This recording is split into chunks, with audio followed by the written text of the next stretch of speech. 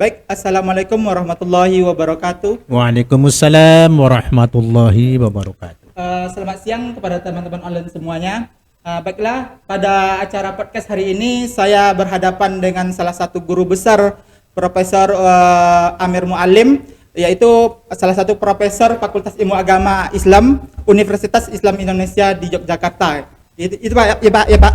Betul sekali. Baik. Di sini Pak, saya kita membahas masalah isu sekarang Pak, masalah sejarah sosial hukum Islam, terutama di Indonesia ya Pak. Itu menurut Bapak bagaimana kaitannya dengan sejarah sosial, tentang sejarah sosial hukum Islam dengan masyarakatnya itu? Menurut saya itu kan beragam Bapak, beragam dari satu wilayah dengan wilayah yang lain Bapak. Itu bagaimana menurut Bapak? Ya, terima kasih semuanya yang telah memberikan kesempatan kepada saya untuk bicara yang memang ini agak agak unik ya. Uniknya itu begini. Jadi kalau kita berbicara yang berbau Islam itu kelihatannya tidak begitu responsif gitu ya. Apalagi berbicara masalah kaitannya dengan hukum Islam. Yang ini saya kira hukum Islam itu terkait dengan masing-masing individu yang nanti akan mempertanggungjawabkan segala hal yang terkait dengan perilakunya. Karena tidak ada satupun perilaku manusia yang tidak dikawal dengan hukum Islam. Ini saya kira perlu diketahui oleh semua halayak itu ya. Kadang-kala orang itu kan kalau sudah bicara hukum Islam itu seolah-olah kaplingnya itu hanya untuk Fakultas Ilmu Agama Islam, kaplingnya untuk institusi yang beragama Islam. Tidak, semua yang menganggap agama Islam terkait dengan masalah hukum Islam. Apalagi ini menyangkut hubungannya dengan masalah secara sosial. Jadi kalau secara sosial itu kan memang terkait dengan bagaimana kita bisa mengerti tentang, kalau menyangkut hubungannya secara itu kan terjadi pada masa lalu. Kalau dalam konteks hukum Islam itu adalah bagaimana terjadi pada saat ayat turun. Nah, kalau dikatakan dalam istilahnya asbabun nuzul, pada saat hadis turun yang dikatakan sebagai asbabul wurud, yang itu semuanya punya background. Yang background ini saya kira secara substantif perlu diketahui untuk menjadi bahan pelajaran dan juga menjadi bahan pertimbangan untuk melakukan sesuatu di masa sekarang. Karena kemungkinan apa yang terjadi pada masa lalu, teksnya itu seperti itu, tetapi substansinya beda dengan yang sekarang. Ya, contohnya aja ya, yang paling konkret dalam konteks keindonesiaan ini ya, yang hubungannya dengan masalah, kalau kita kembali kepada akhwalus syahsiyah, kaitannya dengan pernikahan, itu kan. Jadi pernikahan itu kan di dalam teks Al-Quran tidak diketahui secara ataupun tidak dibatasi, tidak diberikan semacam kepastian hukum yang kaitannya dengan umur orang itu menikah. Nah, dan kalau kita kembali kepada apa yang dikerjakan oleh Rasulullah SAW, itu juga debatable karena Rasulullah juga menikahi Siti Aisyah pada usia umur 9 tahun dan digauli pada umur 11 tahun. Tapi itu kan mungkin kalau dalam konteks Islam itu sifatnya khususiyah. Tapi sekarang juga dalam konteks keindonesiaan itu juga terjadi pergeseran masalah itu. Contohnya dulu Undang-Undang Nomor 1 tahun 74 itu kan batasan usia nikah itu kan laki-laki 19 tahun, perempuan 16 tahun. Tapi bergulir waktu, bergulir sejarah, macam-macam keperluan, kemudian juga faktor-faktor yang hubungannya dengan perilaku masyarakat, sehingga dari aspek ke undang-undang dirubah menjadi sama Undang-Undang 16 tahun 2019 yang masing-masing siapapun yang akan menikah itu harus berumur 19 tahun. Ini artinya adalah itu bagian dari kita merespon hal-hal yang menyangkut hubungannya dengan masalah-masalah hukum Islam. Tetapi perlu diketahui semua saja, jadi kalau kita berhubungan dengan masalah-masalah aktivitas manusia, tidak ada satupun aktivitas manusia yang tidak dikawal dengan hukum Islam. Ya, katakanlah orang ketawa aja dikawal dengan hukum Islam itu kan. Itu faliyat haku khalilan wal yabku katsiro, itu kan.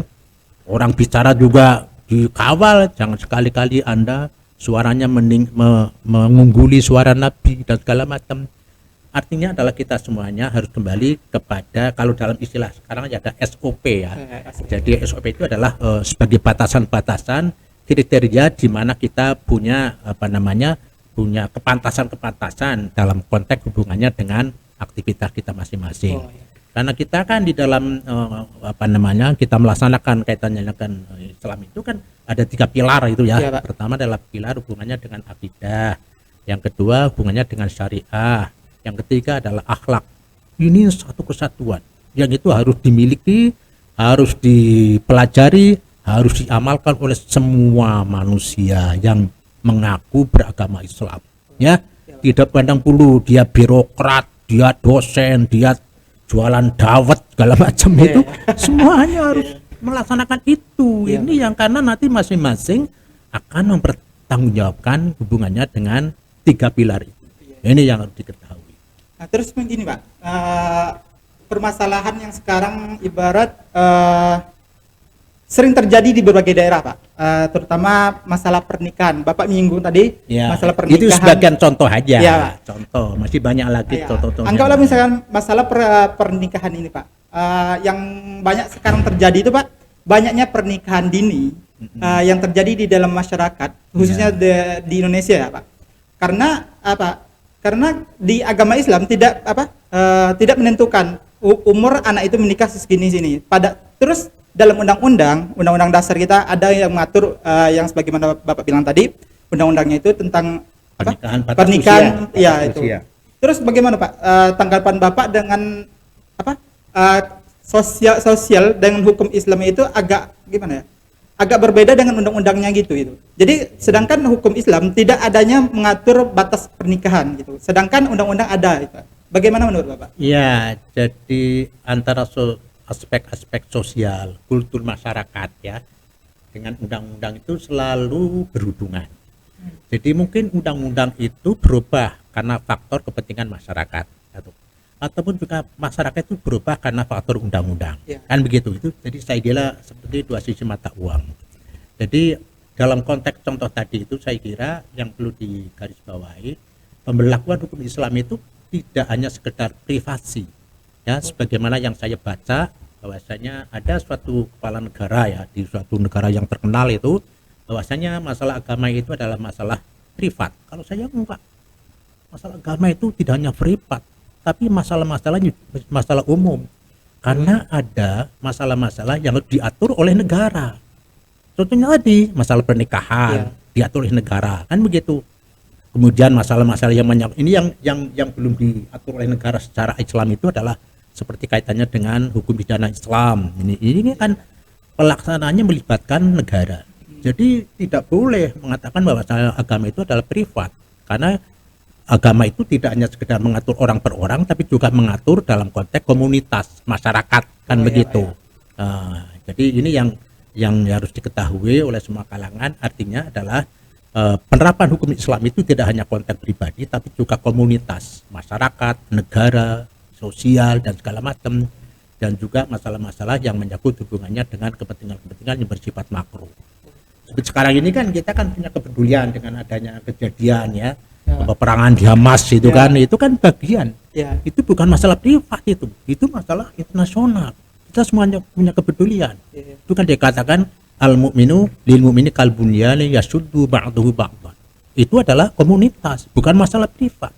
Jadi saya memberikan semacam garis bawah ya. Salah besar lah kalau saya, meskipun kepala negara saya katakan salah besar orang mengatakan bahwasanya agama itu adalah masalah privat. Agama itu ada yang privat, ada yang sifatnya publik. Ya, contohnya banyak saya kira itu. Berbicara mengenai konteks sekarang, Bapak kebetulan menyinggung tadi tentang Hamas Palestina kan Pak. Di sini Pak, ada nggak pesan yang Bapak ingin sampaikan kepada masyarakat Indonesia kan? Kan masyarakat Indonesia banyak yang mayoritas masyarakatnya Muslim dan banyak juga yang masyarakatnya itu non Muslim. Pesan Bapak kepada para kayak komunitas Islam ataupun non Islam gitu tentang dampak dari adanya sikap perilaku Hamas tentang Israel, supaya ibarat gini, supaya Indonesia ini tidak terjadinya konflik yang sama seperti Palestina dengan Israel, Pak. Gimana, Pak? Menurut Ya, Bapak? saya kira kita sudah punya angger-angger ya, patokan-patokan yang sudah cukup luhur Pancasila. Pancasila itu dalam rangka untuk mengakomodasi dalam surat Al-Baqarah ayat 201. Iya. Rabbana atina fid dunya hasanah wa fil akhirati hasanah. Itu P4 itu sudah P4 Pancasila ya. Ya, Pancasila itu Pancasila. sudah mengakomodasi itu. Karena kan sila pertama kan ketuhanan yang Maha Esa. Itu kan dalam konteks hubungannya dengan akhirat. Kemudian yang 4 itu dalam konteks hubungannya dengan dunia. Jadi dunia dan akhirat itu satu kesatuan. Karena kita apapun kita akan melalui tahapan-tahapan yang menyangkut hubungannya dengan antara dunia dan akhirat.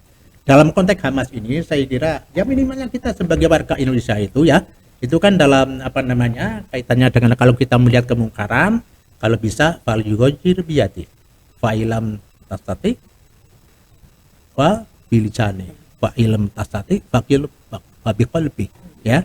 Jadi kalau kita tidak bisa mungkin secara langsung jihad ke sana ya fa biqalbi gitu kan, hati ya, Pak. dengan hati ya, dengan hati yang apa namanya mendoakan. Dan sekarang saya juga UI juga termasuk bagus itu aja menggalang dana ya Oh, iya. untuk kaitannya dengan kepedulian kita di peristiwa di Palestina itu. Saya kira bagus sekali. Ya. Mungkin sampai di sini dulu pembahasan kita karena di sini waktunya sudah mau habis ya. Terima kasih kepada Profesor Amir Ma'alim atas waktunya meluangkan membahas tema-tema tentang sejarah sosial dan hukum Islam gitu, Pak. Baik, terima kasih kepada teman-teman online semuanya. Saya Heru Akmal sebagai pembawa acara pada hari ini. Mohon maaf apabila ada kesalahan. Assalamualaikum warahmatullahi wabarakatuh. Waalaikumsalam warahmatullahi wabarakatuh.